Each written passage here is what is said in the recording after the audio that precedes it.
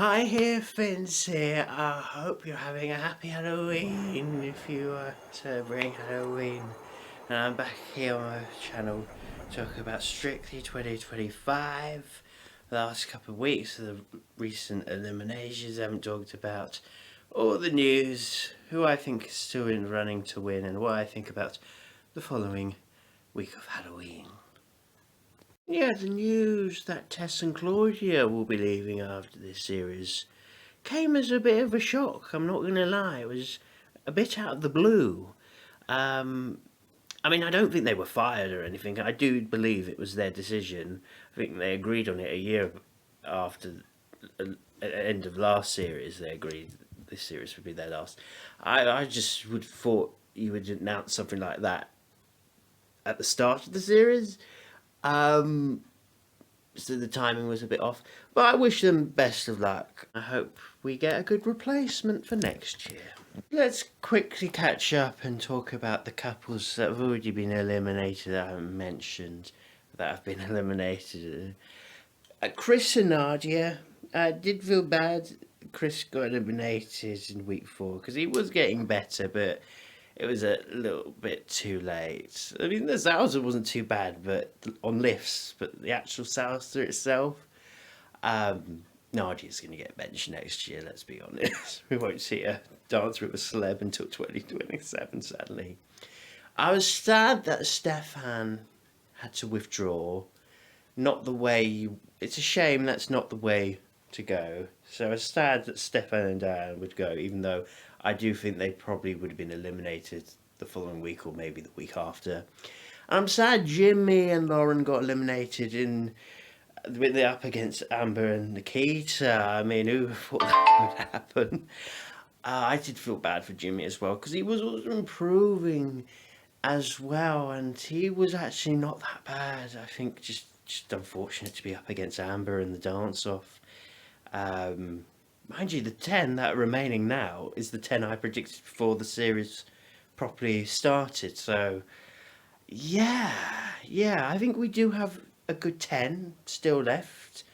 And only 3 couples are going to be in the final now because of Stefan's withdrawal. It's going to be a tough one this year when the numbers get low. It's going to be a real bloodbath. I'm worried. With Amber being in the dance off so early, she's going to be in quite a few dance offs if the public is not supporting her. I've got a funny feeling we're going to have a scenario where we're going to have Amber, Nikita, and maybe Lewis and Katya in the dance off at the same time. It could happen. It could. I think Icons Week is a good week on Strictly, actually. I think it's a nice theme week to have. So yeah, I think everyone was good. It was very tight. The leaderboards last week, you know, very a lot of ties. Yeah, it's very close on that judges leaderboard. So it's a really hard one to call. I like the competition's wide open this series. It really is. You know, I was kind of disappointed with George and Alexis's jive. I really thought George would be so much better at the jive, but you know, to be fair, it was a bit flat-footed. I think I blame his shoes. He should have had ballroom shoes than trainers on or whatever he was wearing. That's why he was so flat-footed.